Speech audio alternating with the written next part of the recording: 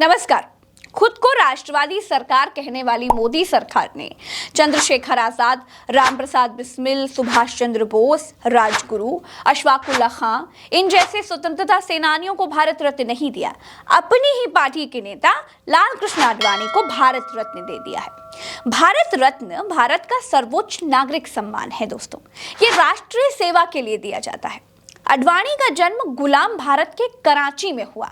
गांधी से लेकर चंद्रशेखर आजाद तक और आजाद से लेकर सुभाष चंद्र बोस तक सब आजादी की लड़ाई लड़ रहे थे, लेकिन आडवाणी को आजादी की लड़ाई से कोई मतलब नहीं था।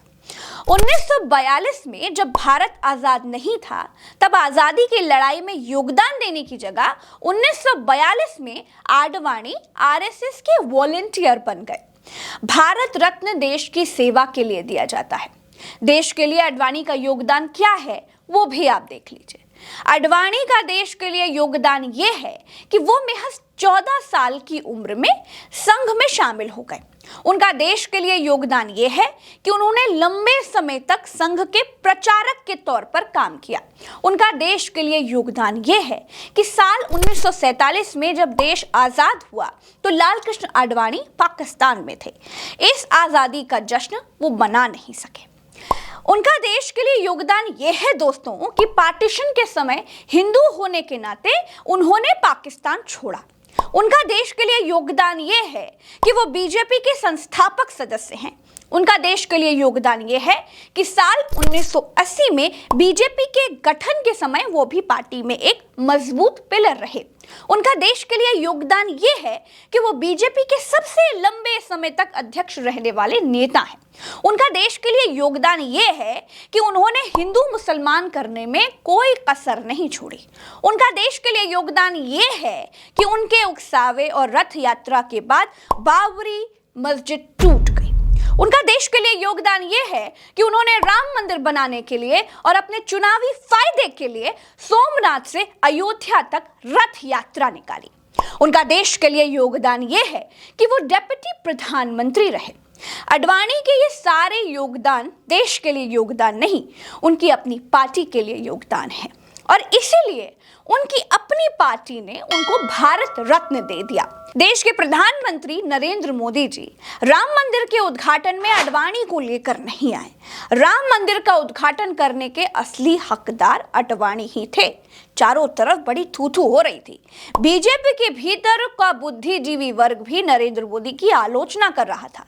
उसके बाद आडवाणी को भारत रत्न दिया गया। दोस्तों 2015 में जब अटल बिहारी वाजपेयी को भारत रत्न दिया गया था, तब आडवाणी को देश के दूसरे सबसे बड़े नागरिक सम्मान पद्म विभूषण से सम्मानित किया गया था। आडवाणी को भारत रत्न के ऐलान के बाद मोदी ने क्या कहा वो भी सुन लीजिए। वे हमारे समय के सबसे सम्मानित स्टेट्समैन हैं। देश के विकास के लिए उनका योगदान कोई भूल नहीं सकता। उन्होंने जमीनी स्तर से काम शुरू किया था और वे देश के उप प्रधानमंत्री पद तक पहुंचे। वे देश के गृह मंत्री और सूचना प्रसारण मंत्री भी रहे। मोदी जी, आडवाणी जी तो प्रधानमंत्री पद तक भी पहुंचना चाहते थे, लेकिन आपने पहुंचने नहीं दिया। दुनिया का हर आदमी जमीनी स्तर से ही काम शुरू करता है। आडवाणी अगर मंत्री बने, अगर डेप्यूटी प्रधानमंत्री बने, तो जनता ने उनको यहां तक पहुंचाया था। पीसीएस की परीक्षा में बैठकर मंत्री नहीं बने थे, लोगों ने चुनकर भेजा, क्योंकि वो एक वर्ग की ही राजनीति करते थे, केवल हिंदुत्व की राजनीति करते थे। इसीलिए वो केवल एक वर्ग के ही नेता थे, हर वर्ग के दिलों पर राज नहीं करते थे। आडवाणी गुजरात के गांधीनगर से चुनाव लड़ते थे। मोदी के राजनीतिक गुरु थे, आरएसएस के कार्यकर्ता थे। भारत रत्न पाने के लिए इतनी ही उपलब्धियां काफी हैं। दोस्तों, जो बीजेपी कांग्रेस को इसलिए कोसती थी कि कांग्रेस ने गांधी खानदान को भारत रत्न दिए, अब वही काम बीजेपी भी कर रही है। अटल, आडवाणी समेत अपने नेताओं को भारत रत्न बांटकर ये दिखा दिया बीजेपी ने कि भाई दोनों में कोई बहुत अंतर नहीं है, बस बीजेपी को देश पर राज करने का मौका नहीं मिला था। इसीलिए बीजेपी नेताओं को मिलने वाले भारत रत्नों की सूची उतनी लंबी नहीं हो पाई है।